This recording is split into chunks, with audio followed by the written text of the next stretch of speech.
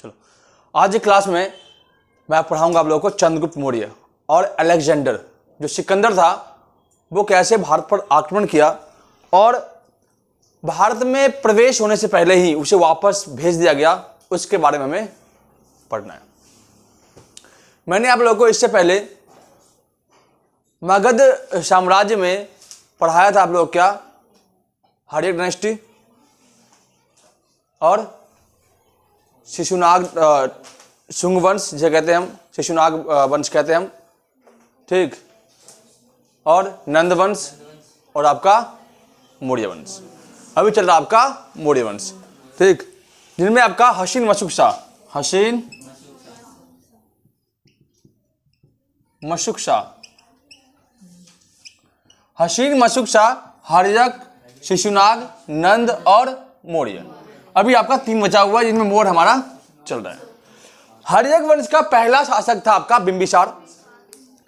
बिंबिसार जैन धर्म को मानने वाला था। उसका बेटा था अजातशत्रु जिसे कुणिक कहते हैं, ठीक, क्या कहते हैं, कुणिक। उसने अपने बाप की हत्या कर दी।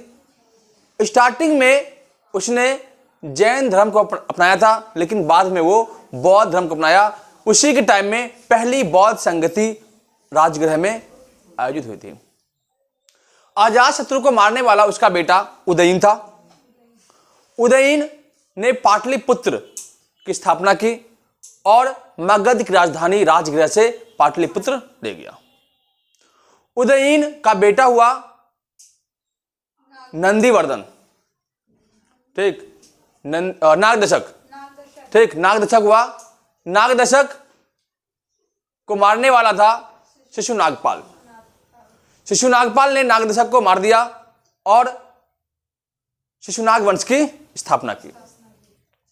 शिशुनाग ने क्या किया, पाटलिपुत्र से राजधानी कहां ले आया, वैशाली। लेकिन कालाशोक ने राजधानी फिर से बदल दिया और वैशाली से वापस पाटलिपुत्र को राजधानी बना दिया। कोई दिक्कत? कालाशोक का बेटा होता है नंदीवर्मन।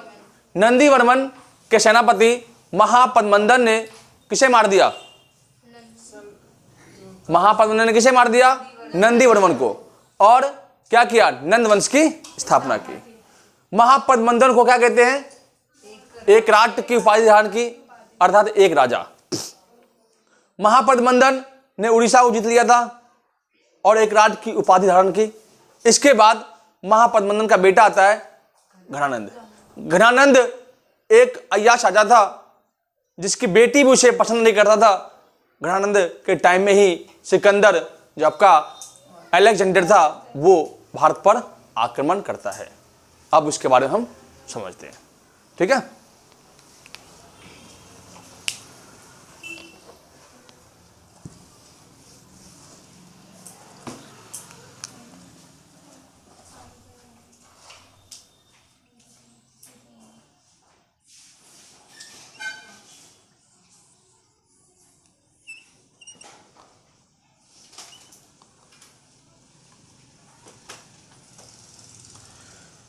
सिकंदर जो मैसेडोनिया का रहने वाला था।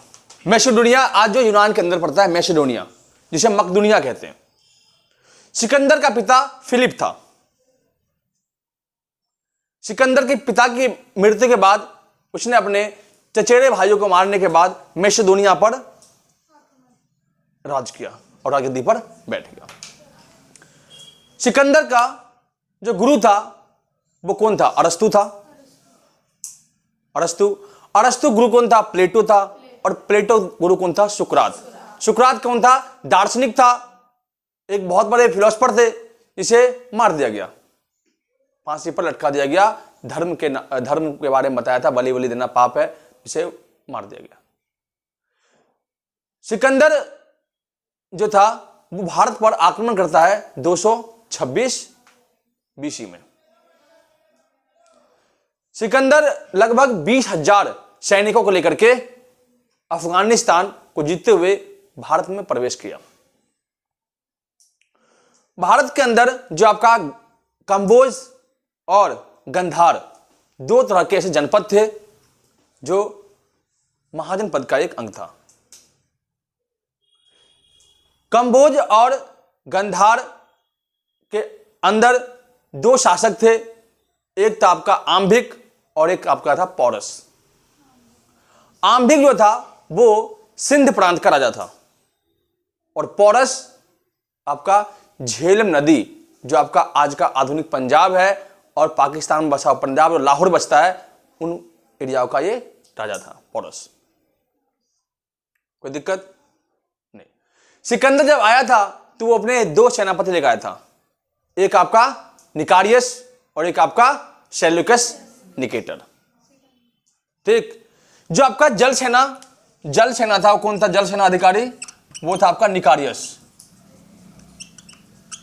और थल सेना अधिकारी कौन था? तो आपका सेल्यूकस निकेटर। ठीक है, कोई दिक्कत? सिकंदर ने क्या किया? आम्भिक एक ऐसा राजा था जो अपने ही घर में खुश नहीं रहता था, अपने ही पारिवारिक में वो झगड़ा में फंसा रहता था।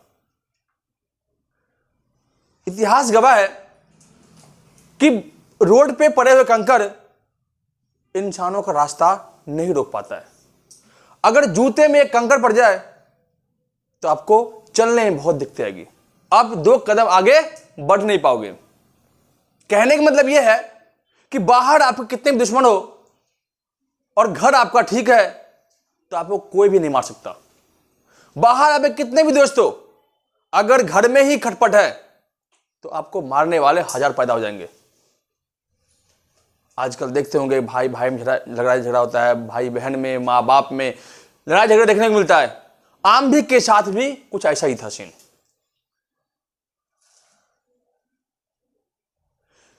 सिकंदर इस बात से परिचित था और उसने क्या किया? आम्भिक के सिंध पर आक्रमण कर दिया। आम्भिक युद्ध के मैदान में ही आत्म समर्पण कर दिया और सिकंदर गुलामी करना शुरू कर दिया। आम्भिक ने अपने सारे राज किसे बता दिया? सिकंदर को। और किसके राज? पौरस के राज। आम्भिक और पौरस एक मित्र देश की तरह रहता था, लेकिन सिकंदर के एक बात कहने पे आम्भिक ने क्या किया? पौरस के सारे गुप्त राज्य बता दिए। इतिहास गवाह है कि हमेशा जब भी कोई बड़े राजा मौत के किनारे पहुंचा है तो उसमें उसका सबसे बड़ा जो हाथ होता है उसका दोस्त का होता है। दोस्ती में गद्दारी हुई, जिस कारण से पौरस राजा जिसके पास विशाल सेना थी उसे हरा दिया गया। युद्ध के मैदान में पौरस ने सिकंदर के सेनाओं को बराबरी का टक्कर दिया, लेकिन अंत तक वो हार नहीं माना। जब सिकंदर के सैनिकों ने पौरस के राजा को घसीटते हुए लाया तो उसने पूछा, सिकंदर ने, तुम्हें क्या चाहिए? पौरस के राजा ने जवाब दिया कि जिस तरह से एक राजा दूसरे राजा के प्रति अपना व्यवहार व्यक्त करता है, अर्थात युद्ध के मैदान में जिस तरह मारता है उसे, वैसा ही मौत मुझे दो। सिकंदर ने कहा कि तुम मेरे अधीन हो जाओ और गुलामी करो। पौरस ने कहा नहीं, इससे अच्छा है कि मुझे मार दो, मैं आम्भिक नहीं हूं, मैं तुम्हारे चीजों पर पलने वाला नहीं हूं। सिकंदर इस बात से बहुत खुश हुआ, एक बहादुर ही दूसरे बहादुर के बारे में जान पाता है। जब सिकंदर खुश हुआ, उसे डर था कि इसकी बीवी जो है उसे पसंद न कर ले, पौरस को, इसलिए सिकंदर ने अपने बीवी के हाथों से पौरस को राखी बनवा दिया और पौरस उसके अधीन हो गया। सिकंदर ने एक ही बात उससे मनवाई, कहा कि मुझे बस भारत जाने का रास्ता बता दो। भारत जाने के लिए सबसे आसान रास्ता कौन सा होगा और वहां पे कौन कौन से शासक है? अभी पौरस ना चाहते हुए भी सारे राज बता दिए। सिकंदर और पौरस के बीच जिस जगह पर युद्ध हुआ वो जगह था झेलम, विशस्ता नदी, विशस्ता नदी है ना, अरे यार विशस्ता कहते हैं, बोलने में दिक्कत हो रही है। ठीक, विशस्ता नदी थी। ठीक, उसी नदी किनारे युद्ध हुआ था किसका? सिकंदर और राजा पौरस के बीच। उस युद्ध को कहते हैं हेपेटाइटिस का युद्ध, हाइडेस्पीज का युद्ध। हाइडेस्पीज का युद्ध किसके बीच हुआ था? तो राजा सिकंदर और पौरस के बीच। सिकंदर महान जिसने भी कहा वो सारे अंग्रेजी विद्वान थे। अगर हिंदी इतिहासकार, भारत के इतिहासकारों की बात करें तो सिकंदर महान नहीं हुआ, बल्कि पौरस ने उसे युद्ध के मैदान में छक्के छुड़ा दिए थे। जिस समय सिकंदर भारत पर आक्रमण किया था झेलम नदी पर, उस टाइम तक्षशिला के अंदर अध्यापन का कार्य कौन करवा रहा था? चाणक्य। मगध का राजा कौन था? घनानंद था उस टाइम का। और तक्षशिला के अंदर ही चंद्रगुप्त मौर्य, जिसकी माता मूरा एक निम्न जाति का था, वो भी तक्षशिला में ही पढ़ाई करता था। सबसे प्रिय शिष्य चंद्रगुप्त मौर्य था। चाणक्य को जब पता चला कि अब सिकंदर भारत पर आक्रमण करेगा और भारत को लूट लेगा, इस बात से भयभीत था। उसे इस बात का डर नहीं था कि सिकंदर आक्रमण करेगा, उसे इस बात का डर था कि युद्ध के मैदान में सबसे ज्यादा जो मुसीबत आती है वो आते हैं गरीब लोगों के ऊपर। जब भी कोई विदेशी आक्रमण होता है उसमें गरीबों का कुछ ज्यादा ही नुकसान होता है, क्योंकि जो इस देश में जन्म ले लिया, जो उस प्रांत में जन्म ले लिया और वहां को उसे राजा बना दिया जाए, तो क्या उस देश की सेवा करेगा? वो करे पाएगा? कोई भी राजा हो, चाहे मुझे ही आप पाकिस्तान का प्रधानमंत्री बना दो, तो क्या मैं पाकिस्तान का क्या करूंगा? पहले तो मैं पीओके को भारत में मिला दूंगा, ये करूंगा ना। या चाइना का प्रधानमंत्री मुझे बना दो, मैं चीन की दीवार को गिरवा दूंगा, पहला काम ये करूंगा ना, क्योंकि मैं उस देश में जन्म लिया ही नहीं, तो मुझे उस देश से हमदर्दी नहीं होगी। चाणक्य इस बात से बहुत परेशान था। उसने सोचा कि मगध के राजा घनानंद को यह बात बताई जाए और घनानंद को बताने के बाद इस समस्याओं को सुलझाया जाए। जब चाणक्य मगध पहुंचा, कहां? पाटलिपुत्र, तो घनानंद नशे में धुत था। नशा इतना कर रखा था उसे अच्छा और बुरा पहचानने में नहीं आ रहा था। जब चाणक्य उस भरे दरबार में पहुंचा, उस महफिल में पहुंचा, तो घनानंद ने बेइज्जती करके चुटिया पकड़ के खोल के उसे बाहर भेज दिया। चाणक्य की चुटिया खुल गई और वो गुस्से में आकर के, उसका जो गुस्सा था वो सातवें आसमान पर प्रचंड हो गया। चाणक्य ने संकल्प ले लिया कि जब तक मैं इस नंद वंश अर्थात घनानंद को नस्तो नाबूद ना कर दूं, तब तक मैं ये चुटिया नहीं बांधूंगा। यह संकल्प लेकर के वापस आता है तक्षशिला। उसे दिमाग में टेंशन था कि अब किस तरह से इसे रोका जाए, हमारे पास तो ना हथियार है ना कुछ है। चंद्रगुप्त मौर्य उस टाइम ज्यादा उम्र का था भी नहीं, लेकिन चाणक्य ने उसे अपनी जो बातें हुई थी मगध के अंदर, जो बेइज्जती हुई थी, वो चंद्रगुप्त मौर्य को नहीं बताया गया। चाणक्य को लगा कि अगर मैं चंद्रगुप्त मौर्य को यह बात बता दूं कि घनानंद ने मुझे मेरी बेइज्जती की है मगध के अंदर, तो वो सिकंदर को भूल करके सबसे बड़ा दुश्मन किसे मानेगा? घनानंद को, और वो सिकंदर को मारने से पछड़ जाएगा। इसलिए उसने ये बात अभी नहीं बताई। चाणक्य के पिता कौन थे? गौणिक, गुणों से भरपूर।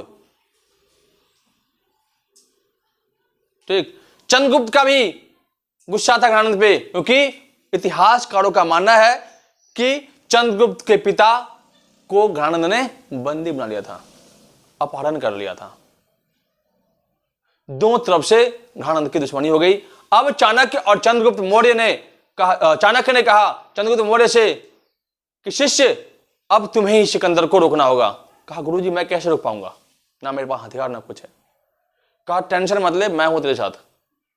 कहा ठीक है गुरुजी, आप जब कह दिए तो काफी है। भाई गुरु जब बोल दे किसी चेले को तो वो आज के टाइम में गुरु चला थोड़ी है। आज के टाइम में ना तो गुरु गुरु रहा ना चेला चला रहा।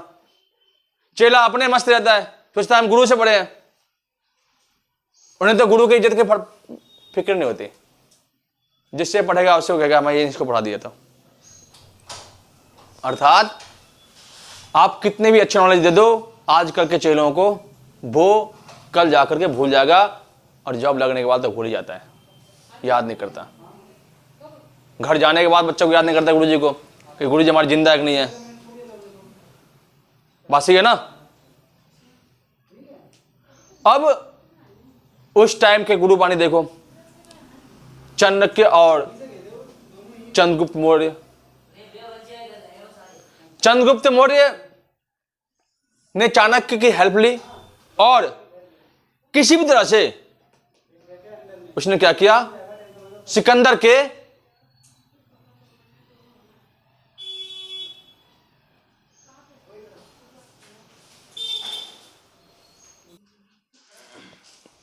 ठीक। अब उसने क्या किया उसने, किसने, चाणक्य और चंद्रगुप्त मौर्य ने जहर वाली नीति अपनाई, जहर वाली। वो किसी प्रकार से जो सैनिक था उसके उसमें घुस गया, किसमें, टेंट में घुस गया और उसमें घुसने के बाद रसोई घर में घुस गया और रसोई घर में सभी खानाओं में क्या किया, जहर डाल दिया। जहर भी मस्त बनाता था वो चाणक्य। ऐसा जहर आज खाओगे 2 दिन बाद असर करेगा, आज खाओगे 6 दिन बाद असर करेगा, आज खाओगे 1 महीने बाद असर करेगा, आज खाओगे 1-2 साल बाद असर करेगा। ऐसा जहर बना दे आज टाइम में। और उस टाइम कौन सा वो होता था, क्या बोल, टेस्ट होता था, टेस्ट कि भाई जहर खा लिया टेस्ट कर दो। आज के टाइम में टेस्ट होता है ना, टेस्टिंग चले जाता है, टेस्टिंग होते है। कौन सा टेस्ट होता है उसे कहते हैं ना ब्लड टेस्ट नहीं होता, कोई और टेस्ट होता है वो, ठीक, जिनके पास होता है कि बच्चे कि क्या खाने से इसकी मौत हुई है। अरे यार पोस्टमार्टम नहीं होता, पोस्टमार्टम चलेगा पता जहर खाया, क्या खाया है। हाँ नार्को टेस्ट। अरे नहीं नार्को टेस्ट नहीं होता। अरे इसी तरह कोई टेस्ट होता है जिससे आवाज नहीं, बस हेलो, जिससे चलता है पता कि अगले बंदे ने क्या खाया। लेकिन उस टाइम पे वो टेस्ट चीजें नहीं थी। अब टेंशन वाली बात, चलो भाई खिला भी दिया, एक मामला सेट हो गया। दूसरा मामला था अफवाह फैलाना। अफवाह फैला दिया क्या, सैनिकों के अंदर जाकर के सैनिक का वेश पहन लिया। एक सेना को, 2 सैनिक को मार दिया, एक चाणक्य ने खुद पहन लिया और एक चंद्रगुप्त मौर्य को पहना दिया ड्रेस और सेना में घुस गया।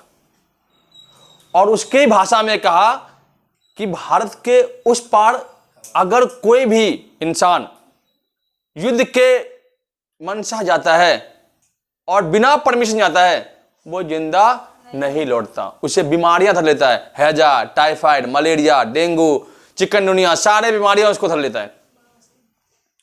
सिकंदर और सेल्यूकस ने कहा ऐसा कुछ नहीं होता, हमारे सैनिक को कुछ नहीं होगा, भारत में ऐसा कुछ नहीं है। कहा ठीक है भाई देखते हैं। अब चाणक्य ने क्या किया, उन्हीं लोगों को व्यास नदी के तट पे भेजा जिसने जहर खाया था। वो वहां गया, वहीं जाकर के पलट गया, खत्म, बेहोश हो गया, वहीं पे मर गया वो। अब एक अफवाह पूरे सिकंदर के सेना को हिला कर रख दिया। अफवाह बहुत गलत फहमी है ना, जो बढ़ जाती है ना और अफवाहें फैल जाती है तो अच्छे खिला देता है। बीच में आया था चुटिया वाली। अब चुटिया वाली आया था भैया कि चुटिया काट लेगा, चुटिया काट लेगा। लड़कियां अपने बालों को संवार करके इसमें गमछा मार रखती थी ताकि चुटिया ना कट जाए।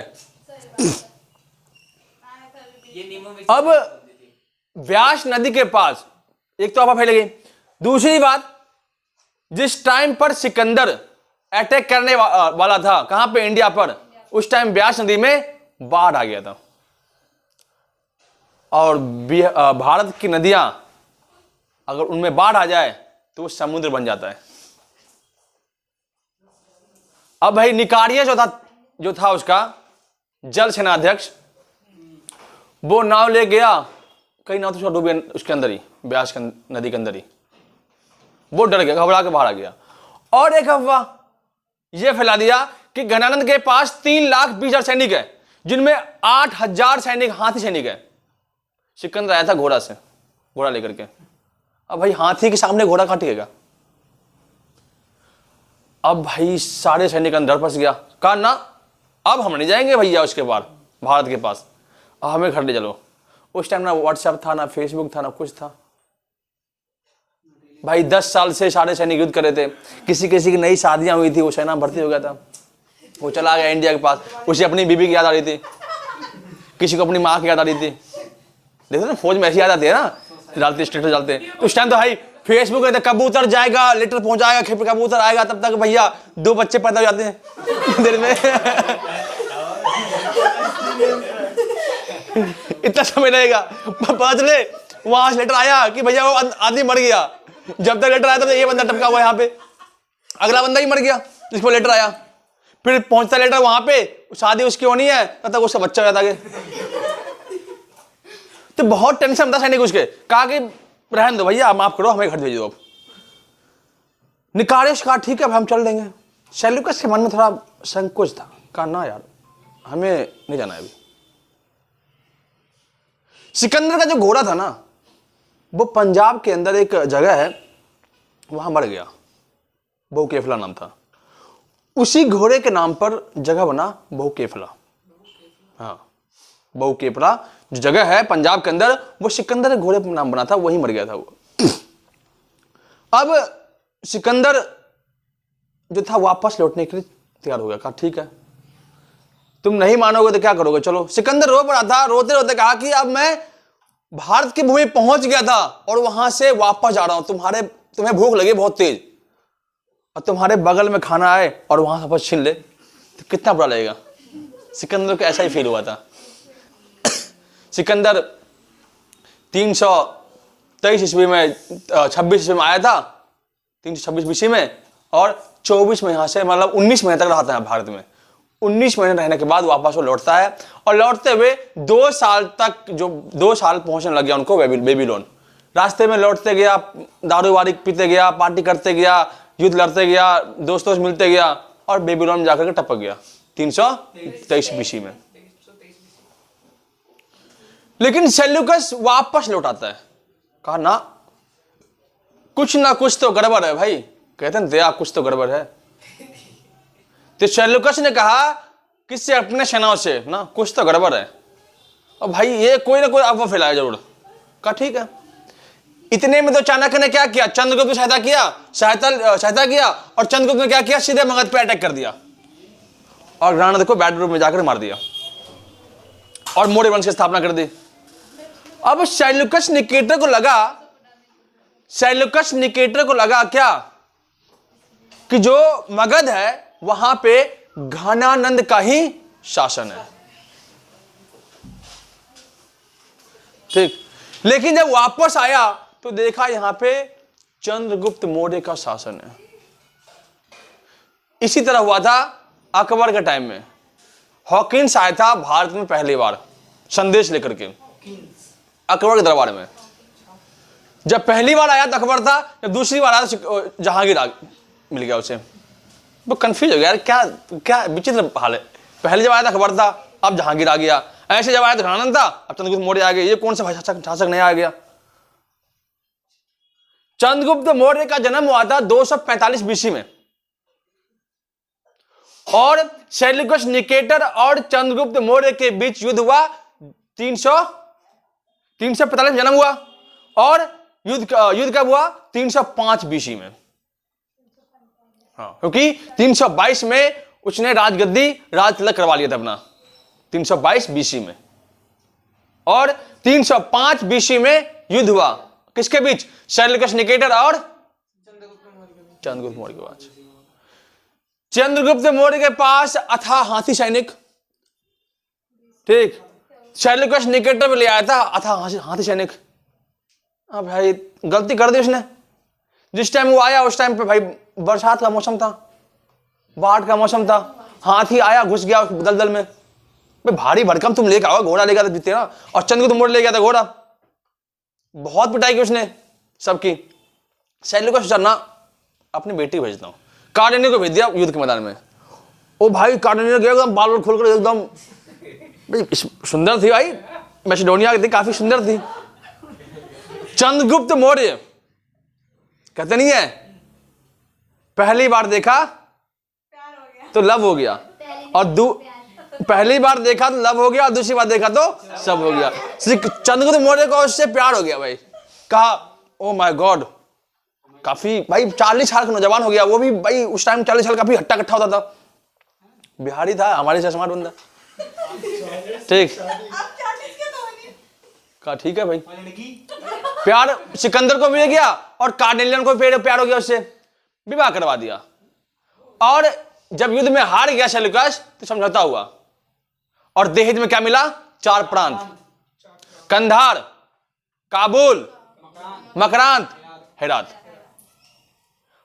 अफगानिस्तान और पाकिस्तान के 2-2 प्रांत मिल गए उसे। अब याद करो कि बिहारी दहेज लेने में एक्सपर्ट है। इतिहास गवाह है कि अफगानिस्तान और पाकिस्तान जो बसा हुआ है वो एक बिहारी के दहेज बसा हुआ है, बिहारी के दहेज बसा हुआ है। शैल्यूकस निकेटर फिर भी टेंशन में था। उसे टेंशन इस बात की हो रही थी कि यार वो कहां बिहारी दाल चावल खाने वाला, मेरी बेटी पिज्जा बर्गर खाने वाली, कैसे जमेगा दोनों भाई? वो कहां अंग्रेजी बोलने वाली, वो कहां भोजपुरी बोलने वाला, कहां जमेगा?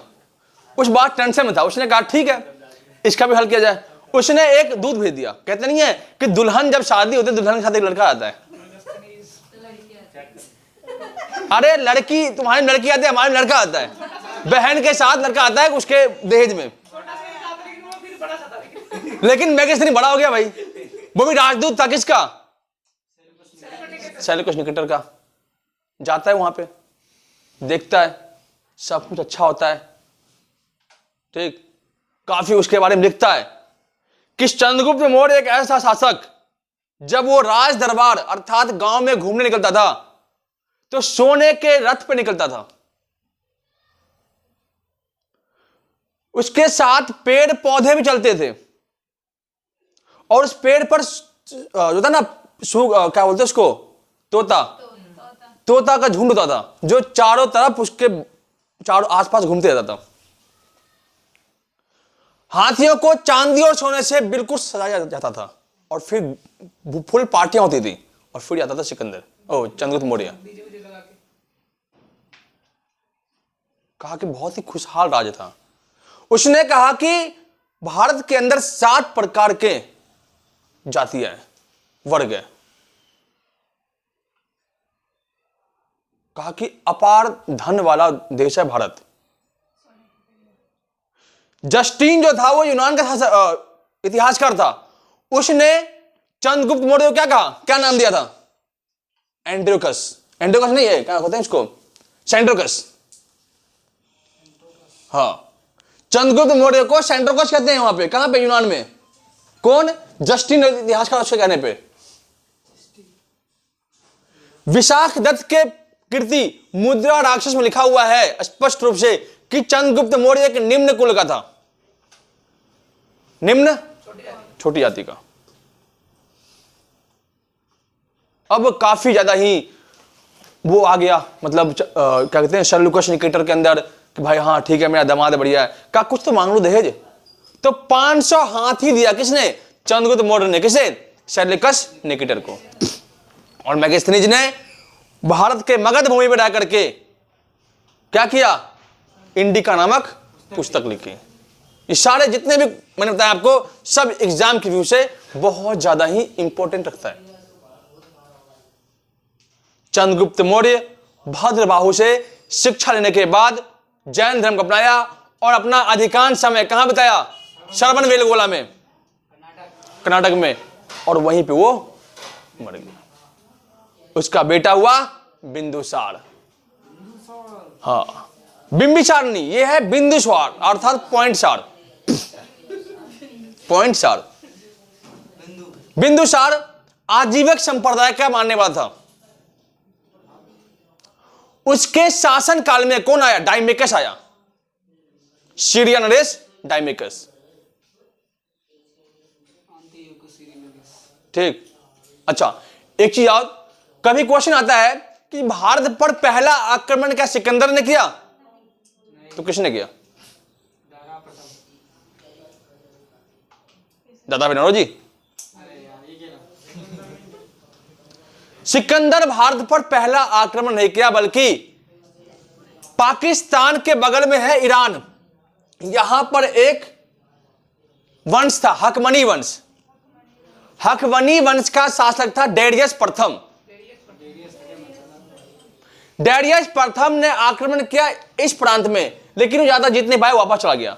तो भारत पर आक्रमण करने वाला पहला विदेशी आक्रमण कौन था? डेरियस प्रथम। दूसरा सिकंदर। बिंदुसार के टाइम में जो एक दरबारी आया, राजदूत आया, कौन था? सीरियाई नरेश। सीरियाई नरेश का एक राजदूत था डायमेकस। डायमेकस कहां आया? मगध।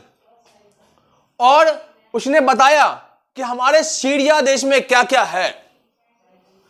तो बिंदुसार ने पूछा तुम्हारे क्या क्या फेमस है? उसने बताया हमारे यहां अंजीर, मीठी शराब और दार्शनिक। कहा तो अपने राजा से बोलो कि हमें तीनों में से एक चीज चाहिए, मीठी शराब भी चाहिए, अंजीर भी चाहिए और दार्शनिक भी चाहिए। डायमेकस ने सूचना भेजा सीरिया नरेश को। सीरिया नरेश ने क्या किया? अंगूरी, मीठी शराब और अंजीर। अंजीर पता क्या होता है? गोल सा होता है, छेद, बीच में छेद होता है, नहीं देखिए आप? वो ड्राई फ्रूट खाते हो? ड्राई फ्रूट में आप एक आता होगा अंजीर, इस तरह गोल सा होता है और इसके बीच में होता है छेद, पतला सा होता है बिल्कुल। ठीक, अंजीर। ये दो चीज भेज दिया। बिंदुसार को अजीब लगा, उसने फिर वापस लेटर भेजा, कहा कि आपने दार्शनिक क्यों भेजा? आप तो मेरी बेइज्जती कर दे। कहा नहीं, हमने नहीं भेजा, इसका मतलब ये नहीं है मैं आपकी बेइज्जती कर रहा हूं, हम शिक्षा का व्यापार नहीं करते। तो बिंदुसार के टाइम में जो दूत आया वो कौन था? डायमेकस। चंद्रगुप्त मौर्य के टाइम में जो दूत आया वो कौन था? मेगास्थनीज। मेगास्थनीज कौन था? सेल्यूकस निकेटर का राजदूत। और डायमेकस कौन था? सीरिया नरेश का राजदूत। कोई दिक्कत नहीं ना? बिंदुसार के बताए जाते हैं बौद्ध धर्म के अनुसार लगभग 100 पुत्र थे। हाँ, अशोक के 100 भाई थे, लेकिन जिनमें 2 भाइयों बेटों के बारे में जिक्र किया गया है, एक अशोक और एक सुसीम। बिंदुसार जब शासन कर रहा था तो बिंदुसार ने अशोक को दे दिया अवंती, और सुसीम को दे दिया जम्मू कश्मीर। जम्मू कश्मीर में विद्रोह हो रहा था, हमें आजाद कश्मीर चाहिए, हमें मगध में नहीं रहना है। सुसीम उसे शांत नहीं कर पाया, शांत कराने में असफल रहा। अशोक छोटा था सुसीम से। अब बिंदुसार जब पता चला कि सुसीम जम्मू कश्मीर के अंदर शांति जो अशांति फैल रहा है उसे शांत नहीं करवा पाया, तो उसने क्या किया? सूचना भेजा किसे? अशोक को। आपने देखा होगा बाहुबली, बाहुबली देखा है ना? जो वो होती है क्या, वो रानी होती है, क्या नाम उसका? अरे नाना, जो बाहुबली की माता होती है, बीवी होती है उसकी। अरे यार मेरे को याद था अभी, शिवगामी देवी। अब शिवगामी देवी जब उसे एक एरिया पर कब्जा करना होता है तो किस तरह से बाहुबली सूचना देता है कि बाहुबली इस प्रांत को कब्जे में लेना है, देवसेना के पूरे राज्य को कब्जे में लेना है। उसी तरह बिंदुसार ने अशोक के पास भेजा सूचना कि अवंती से तुम आ जाओ, कहां? जम्मू कश्मीर, और वहां फैले हुए अशांति को सही करो। कहा बाबूजी का आज्ञा, चलो भाई देखते हैं कौन दंगा कर रहा है। अशोक अपना वही स्मार्ट बंदा था, वो एकदम यंग था, खून उबाल हो रहा था उसका लड़ने के लिए। अभी मेरे को कह दे कोई युद्ध करने के लिए, पाकिस्तान को मारने के लिए, तो कौन नहीं फोड़ेगा? चाइना को तो पकड़े, मैं फोड़ दूंगा पकड़ के। तो भाई नया नया खून था उसके अंदर। सुशील को भेज दिया अवंती और वो चला गया कश्मीर। कश्मीर में जाकर के 2 दिन के अंदर सबको सुला दिया काट करके। बिंदुसार के पास खबर जाता है कि बाबूजी आपको दिक्कत, आ जाओ देख लो कश्मीर। कहा शांत हो गया? कहा आके देख लो, कोई आवाज उठाने वाला है ही नहीं। और कश्मीर को शांत करने के बाद श्रीनगर की स्थापना की अशोक ने। अब अशोक जो है वो राजगद्दी पर बैठता है। अब मैं अगली क्लास आप लोगों को अशोक के बारे में अगली क्लास में बताऊंगा कि अशोक किस प्रकार से अपने राज्य का विस्तार करता है, अशोक इतना फेमस क्यों हुआ, अशोक ने बुद्धिज्म को क्यों अपनाया। अशोक पहले शैव धर्म को अपना रखा था, शैववाद को अपना रखा था, लेकिन बाद में उसने बुद्धिज्म को क्यों अपनाया। ये सारे किस्से में आपको उनके अभिलेख, उनके शिलालेख, उनके गुहालेख, उन सभी के बारे में बताऊंगा। उनके कौन से अभिलेख में किसके बारे में बताया गया है वो सब बताऊंगा आप लोगों को। ठीक है, आज ये क्लास खत्म। धन्यवाद।